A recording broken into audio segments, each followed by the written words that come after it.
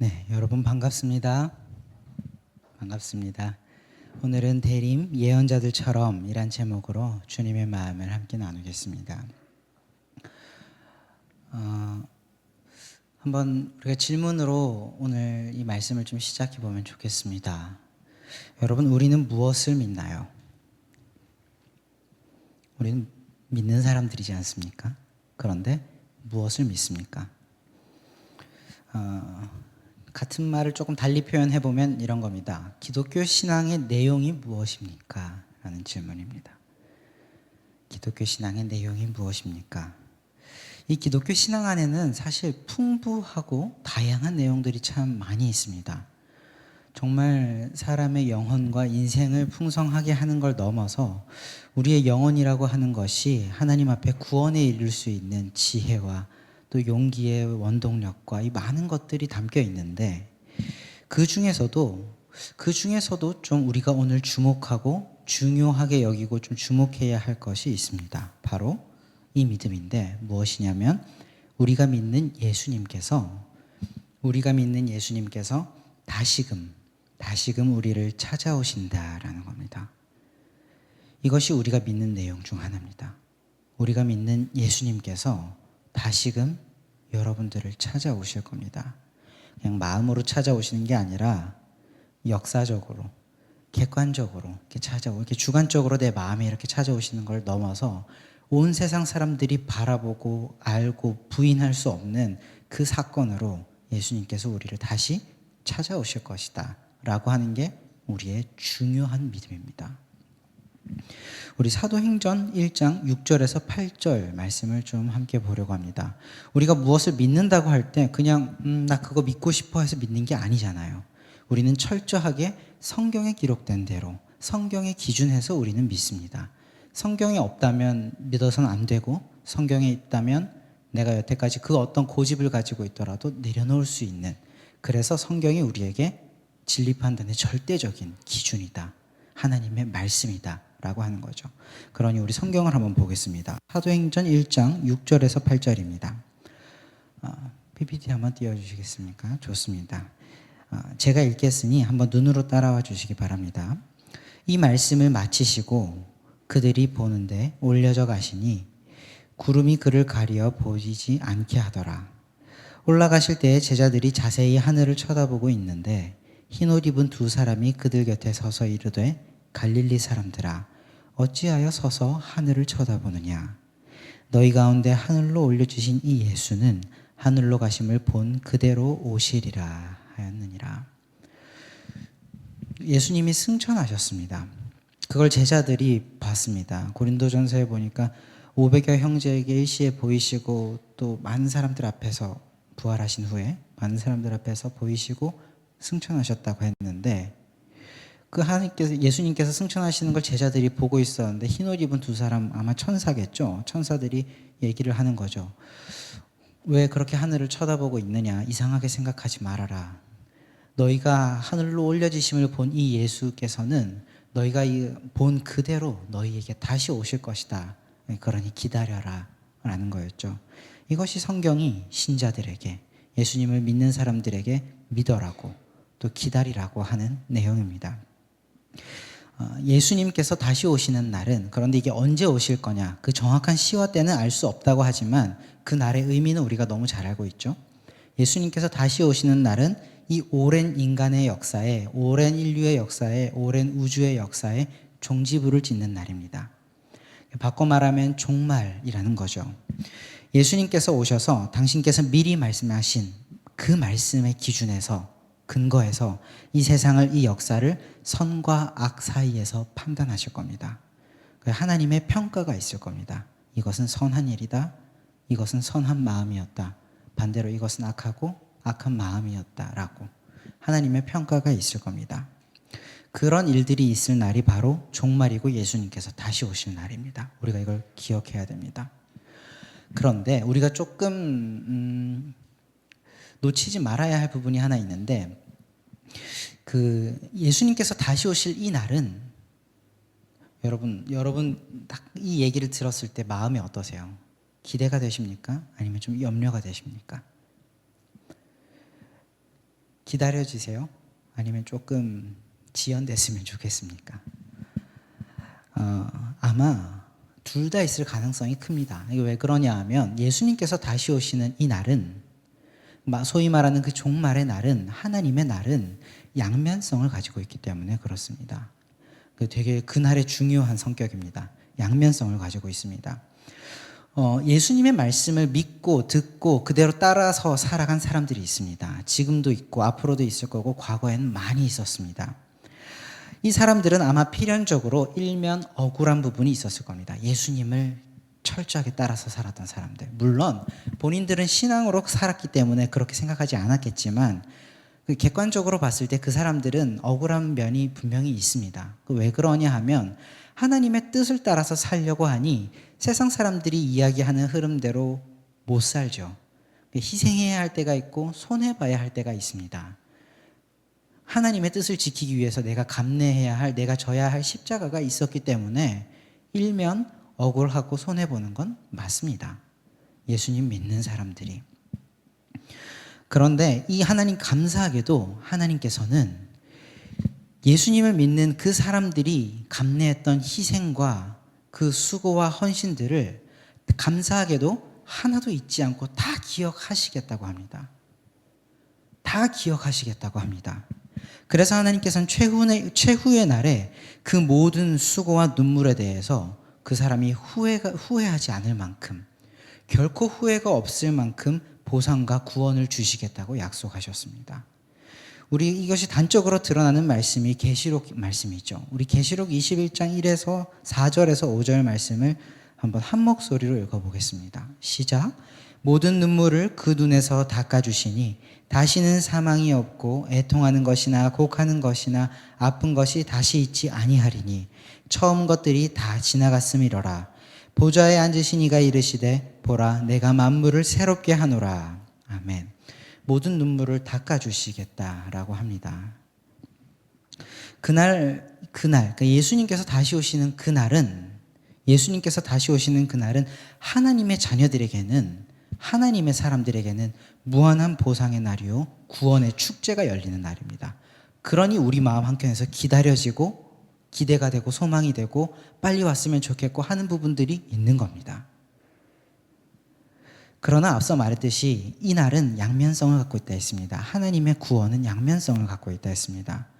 하나님의 자녀들이 얻는 구원의 반대면에는, 하나님의 자녀들이, 그리스도인들이 받는 구원의 반대면, 동전의 양면처럼 그 반대면에는 어떤 면들이 있냐면 하나님의 자녀들을 괴롭게 했던, 하나님의 뜻을 훼손시키고 이 역사를 망가뜨렸던 악에 대한 심판이 있습니다.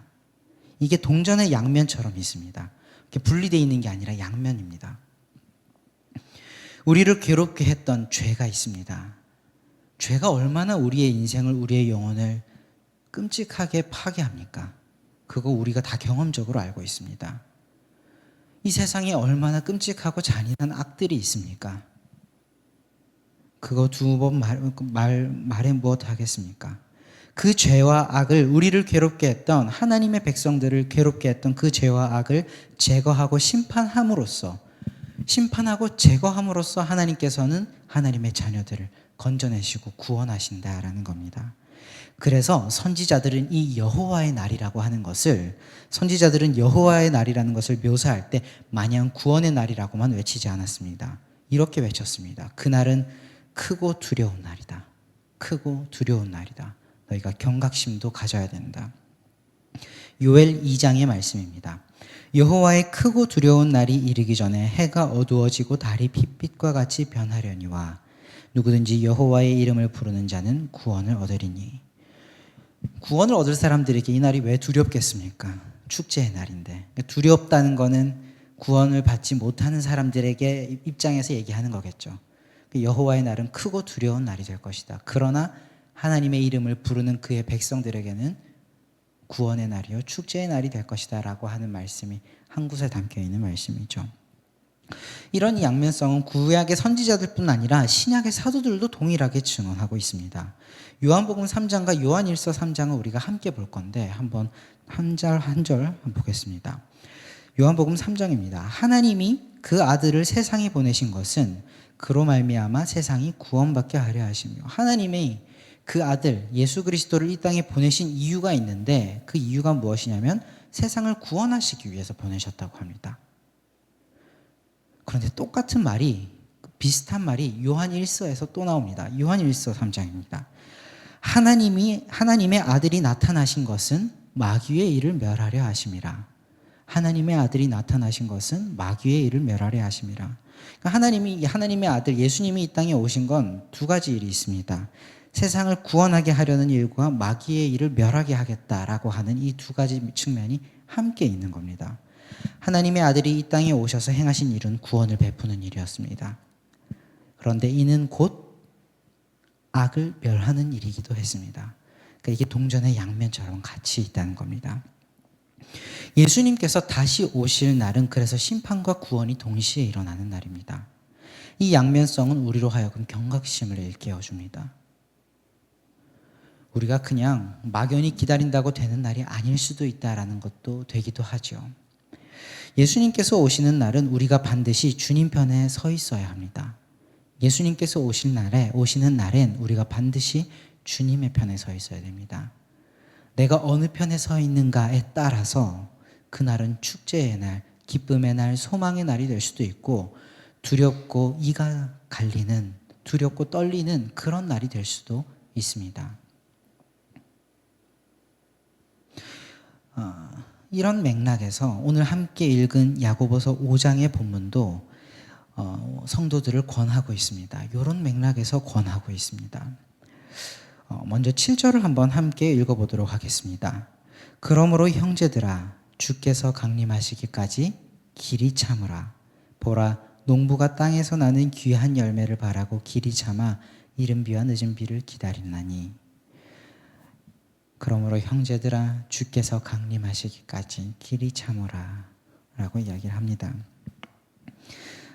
야고보는 예수님의 친형제였습니다. 주님의 동생으로 알려져 있습니다. 그리고 초대교회의 지도자였습니다. 영향력 있는 사람이죠. 그 당시 신앙인들에게 존경받는 사람입니다.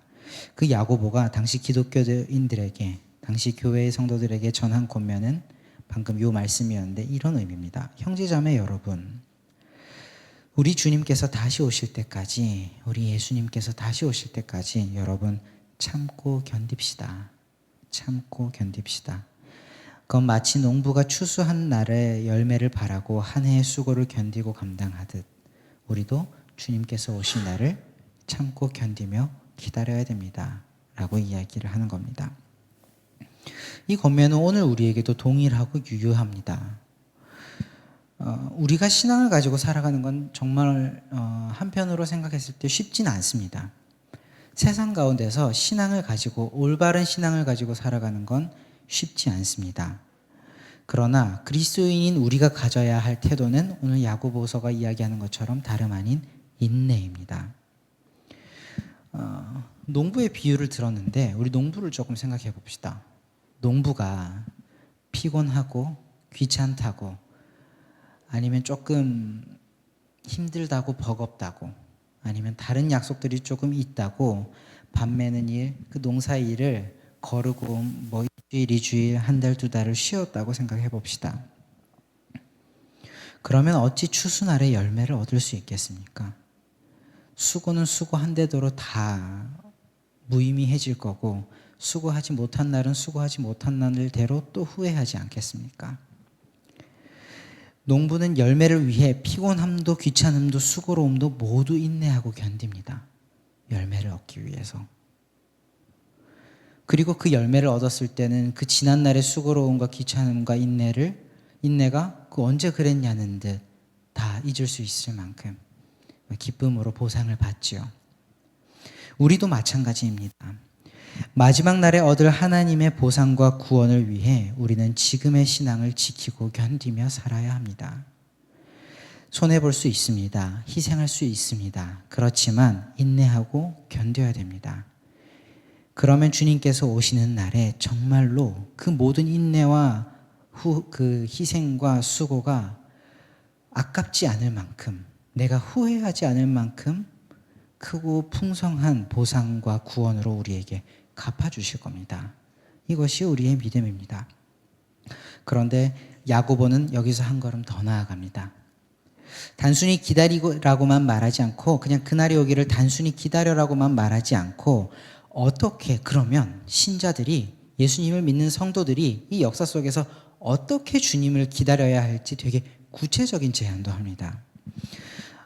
우리 10절을 한번 한 목소리로 읽어보면 좋겠습니다. 시작. 형제들아 주의 이름으로 말한 선지자들을 고난과 오래 참음의 본으로 삼으라. 아멘. 야고보는 예수님께서 다시 오실 날을 기다리되 예언자들을 본으로 삼아라 라고 이야기합니다. 예언자들이요. 선지자들을 주의 이름으로 말한 선지자들을 본으로 삼으라고 말합니다. 선지자들처럼 예언자들처럼 예수님을 기다려야 된다라고 이야기를 하는 거죠. 예언자들이 어떤 사람이었습니까? 예언자들이 어떤 사람이었습니까? 이 역사가 하나님의 것이라 믿기에 이 역사가 불의하게 흘러가는 것을 지켜볼 수 없었던 사람들이 있습니다. 이 역사가 하나님의 것인데 이 역사가 이 모양으로 흘러가는 걸 내가 지켜볼 수가 없다. 하나님의 것을 훼손해? 하고 그걸 견딜 수 없었던 사람들이 있습니다. 그래서 이 불의에 대해서 그건 아니다, 이건 아니다 라는 하나님의 뜻을 자기 목소리에 담을 수 있는 용기와 저항 정신을 가진 사람들이 있었습니다. 이것은 분명 고난이었으나 참고 기다렸을 겁니다. 참고 기다렸습니다. 이 사람들은. 그런 사람들이 바로 예언자들입니다. 이 점에서 예언자를 본받아 주님을 기다리라는 말은 역사에 대한 책임의식을 가지고 주님을 기다리라는 의미입니다. 역사에 대한 책임의식을 가지고 주님을 기다려라. 이것이 그리스도인들이 주님을 기다리는 방법입니다. 성경이 말하는 예수님을 기다리는 방법입니다. 그 소위 잘못된 종말론이라는 게 있습니다. 현실 도피적인 성격을 가진 종말론입니다. 사람을 위태롭게 만들고 긴장감을 주긴 하지만 결정적인 문제가 이거죠. 현실 도피적인 성격을 가지고 있다는 점입니다. 종말이 올 것이니 현실 포기하자 이런 겁니다. 어차피 다 끝날 건데 지금 구태여 힘써 살아서 무엇하나 이런 거죠. 그런 사람들은 주님께서 다시 오시기를 기다리자라고 하는 말을 오해합니다. 현실 도피적인 종말론을 가지고 있는 사람들은 우리가 주님께서 다시 오시길 기다리자라고 하는 이 말을 오해합니다. 어차피 현실 다 망했고 더 이상 희망은 없어 보이니 내세에나 한번 기대를 걸어보자라는 회념적이고 푸념 섞인 말로 이 귀한 말을 오해합니다. 주님 다시 오시길 기다리자는 말을 말이죠. 하지만 하나님께서는 오늘 말씀을 통해서 단호히 말씀하시는데 그건 기독교 신앙이 아니다라는 겁니다. 십자가 걸고 있다고 예수님 이름 말한다고 다 기독교 신앙 아닙니다. 주님 분명히 경고하셨습니다. 나더러 주여 주여 하는 자마다 천국에 들어갈 거 아니다. 예수님 나의 주님이십니다. 예수님 나의 주님이십니다. 말만 반복하고 문장만 반복한다고 그게 기독교 신앙이 아니라는 얘기입니다. 내용이 있어야 됩니다. 올바른 내용이 있어야 됩니다. 하나님께서는 역사에 대한 책임의식 위에서 나를 기다리라고 하십니다. 역사에 대한 책임의식 위에서 나를 기다리라고 하십니다. 삶으로부터 도망친 자리에서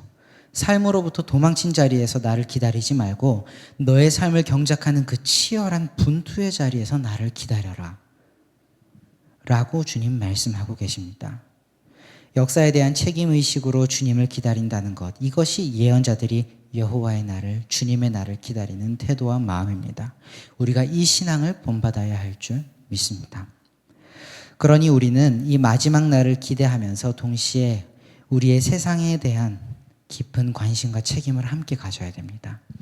주님께서 다시 오실 그 종말의 역사를, 종말의 날을 기대하고 소망하면서 동시에 우리가 살아가는 역사에 대한 책임과 관심을 분명하게 함께 가지고 있어야 된다는 겁니다. 우린 이 균형이 반드시 필요합니다. 이 세상 어떻게 돌아가도 상관없다. 마지막에 천국만 가면 된다는 식의 생각은 절대로 기독교 신앙 아닙니다. 그 믿음으로는 구원 못 받습니다. 이 말씀은 다양한 영역에서 실천할 점들이 있을 겁니다. 청년들 이번 한 주간은 이거 한번 꼭 묵상하고 내가 내 삶의 영역에서 내가 처한 상황에서 어떻게 이걸 적용하고 실천할 수 있을지를 꼭 묵상하시고 그렇게 실천하면서 주님 기다리시기를 바랍니다. 그런데 이 예를 돕기 위해서 간략히 예 하나만 들어보겠습니다. 단적인 예입니다. 정말 단적인 예이니 참고하시고 여러분들도 한번 묵상하고 기도해 보셨으면 좋겠습니다. 이건 조금 의아할 수는 있지만 이렇게 적용할 수 있습니다. 그리스도인은 정치에도 관심을 가져야 합니다.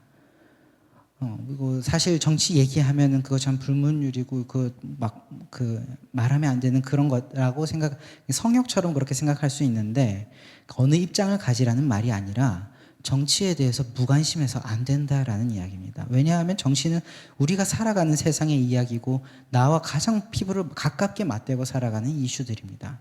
우리가 대한민국 공동체에서 내가 살아가는 사회 속에서 의사를 결정하는 방식이지 않습니까? 정치는 협의하고 결정하는 방식이지 않습니까? 거기에 관심을 가지지 않는다는 건 내 삶에 대한 무책임성입니다. 물론 정치 이슈 이런 거 듣다 보면 머리 지끈거리는 건 사실입니다만 그렇다고 무관심해선 안 될 일이다라는 겁니다. 어느 입장을 지지할지는 여러분들 개인의 몫입니다. 그거에 대해서는 여기서 말하는 건 부적절하죠. 하지만 무관심은 우리의 옵션 중에 있어서는 안 됩니다. 그거는 분명합니다. 성경의 정신, 하나님의 뜻이란 명확한 기준을 가지고 우리의 사회의 정책과 방향이 잘 흘러가고 있는지 점검하고 우리 입장, 하나님의 뜻과 성경의 정신이라는 기준에서 때로는 지지하고 때로는 반대할 수 있어야 됩니다. 그러나 특정 정당을 보고 지지하고 반대하지 마시고 당파 싸움하지 마시고 각 정책에 대해서 우리는 조금 객관적으로 하나님의 기준이라고 하는 그 기준을, 성경의 정신이라고 하는 그 기준을, 그 잣대를 가지고 판단할 수 있어야 됩니다. 그래서 그 격언처럼 전해지는 말들이 있는데 정치 이슈에 대해서는 그리스도인은 왼쪽에서 본 사람들은 오른쪽 사람이라고 그러고 오른쪽에서 본 사람들은 왼쪽 사람이라고 그런답니다. 어떻게 완벽한 정책이 있겠습니까? 다 비판할 것이 있으니. 우리의 기준은 성경의 정신이고 하나님의 뜻이기 때문에 그런 거죠. 우리 사회가 조금이라도 하나님 나라에 가까워질 수 있길 바라는 마음으로 우리는 관심을 가져야 됩니다. 이것이 예언자처럼 주님을 기다리는 삶의 한 모습일 겁니다. 이 외에도 역사에 대한 책임의식으로 주님을 기다린다는 말을 어떻게 실천할 수 있을지 한 주간 진지하게 고민해 보셨으면 좋겠습니다. 말씀을 맺겠습니다. 대림절 세 번째 주일입니다. 우리는 예수님을 기다리는 사람들입니다. 그러나 7절에서 말한 것처럼 아무 일도 하지 않고 게으르고 무기력하게 기다리는 사람들이 아닙니다. 마치 농부가 추수를 기다리듯이 주신 삶을 성실하게 경작함으로 주님을 기다리는 사람들입니다. 우리는 그런 사람들입니다. 또한 10절에서 말하듯이 도망치듯 기다리는 사람들이 아닙니다. 삶의 회피로서 이 땅에 다시 오실 예수님을 기다리는 사람들이 아닙니다. 오히려 역사와 우리의 삶에 대한 자포자기 심정으로 예수님을 기다리는 사람들이 아니란 얘기입니다. 오히려 역사에 대한 책임의식을 가지고 이 땅을 조금이라도 하나님 나라에 가깝게 세우고자 분투하며 최후의 승리를 기다리는 사람들입니다. 우리가 이 방향성과 기준을 명확하게 세웠으면 좋겠습니다. 할 일이 참 많은 청년 시기를 우리가 지나고 있습니다. 우리 대학생들은 시험 기간이 이제 슬 마무리할 텐데 고생 많으셨습니다. 직장인들은 아직 바쁜 시기 안 끝났을지 모르겠습니다. 조금만 더 고생하시기 바랍니다. 그런데 지칠만한 시기고 피곤할 수밖에 없는 시기인 건 어쩌면 피할 수 없는 사실일지도 모르겠습니다만 그러나 지나가야 할 시기고 이 시기를 성실하게 지난다면 하나님 안에서 하나님께서 다 갚아주시리라, 기쁨의 열매로 보상하시리라 우리는 믿습니다. 우리의 신앙이, 우리의 기독교 신앙이, 우리의 주님을 기다리는 이 신앙이 회피와 핑계의 도구가 되지 않기를 바랍니다. 예수님을 기다리는 신앙이 오히려 우리의 삶을 더욱 단단하게 세우고 우리의 마음을 더욱 뜨거운 열정과 용기로 가득 채우는 그런 신앙이 되기를 간절히 원합니다. 이번 한 주 대림절 기간을 의미 있게 보내기 위해 나에게 주님을 기다린다는 것은 어떤 의미일까를 시간 내어 고민하고 묵상하는 시간 꼭 가져보셨으면 좋겠습니다. 그리고 오늘 나눴던 이 말씀을 따라서 그 결론이 우리의 삶을 세우고 우리의 사회와 역사에 대한 책임감으로 이어지는 우리가 되었으면 좋겠습니다. 이것이 하나님께서 기뻐하실 우리 청년들의 모습이라 믿습니다. 기도하겠습니다. 하나님 아버지, 이번 한 주도 주님의 말씀으로 하루를 시작하게 하시니 참 감사합니다. 대림절 세 번째 주간을 지나며 어떻게 예수님을 기다려야 할지 나누고 깨닫게 하시니 참 감사합니다. 주님을 기다리는 신앙은 우리의 삶을 회피적이고 무기력하게 만들지 않습니다. 오히려 이 삶에 뜨거운 열정과 희망을 줍니다. 우리가 바른 신앙을 가지고 주신 삶을 건강하고 건설적이게 세워나갈 수 있도록 성령께서 날마다 우리의 마음을 지키고 그 걸음걸음을 인도하여 주옵소서. 감사합니다. 우리를 사랑하신 예수 그리스도의 이름으로 기도합니다.